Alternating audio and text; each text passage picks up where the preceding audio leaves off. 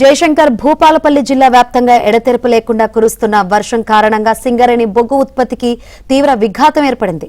వర్షపు నీరు భారీగా వచ్చి చేరడంతో భూపాలపల్లి డివిజన్ పరిధిలోని ఓపెన్ కాస్ట్ 2-3 బొగ్గు గనులు పూర్తిగా జలమయమయ్యాయి. గనుల్లోకి వరద నీరు చేరడంతో రవాణా రహదారులు బురదమయంగా మారడంతో తాత్కాలికంగా నిలిపివేశారు.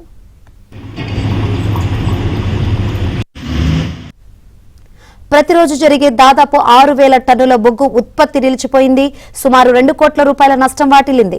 భారీ యంత్రాలు, లారీలు కదలలేని పరిస్థితి ఏర్పడడంతో పాటు మట్టి తొలగింపు పనులు కూడా నిలిచిపోయాయి. మరోవైపు మోటార్లను ఏర్పాటు చేసి నీటిని బయటకు పంపేందుకు చర్యలు చేపడుతున్నారు.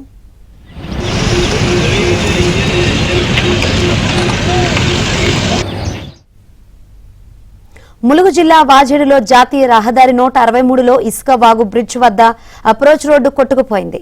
దీంతో తెలంగాణ, ఛత్తీస్గఢ్ రాష్ట్రాలకు మధ్య రాకపోకలు నిలిచిపోయాయి.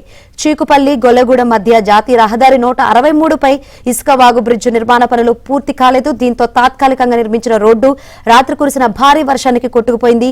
ఈ ఘటనతో ఇరు రాష్ట్రాల మధ్య 26 గ్రామాలకు రాకపోకలు నిలిచిపోయాయి.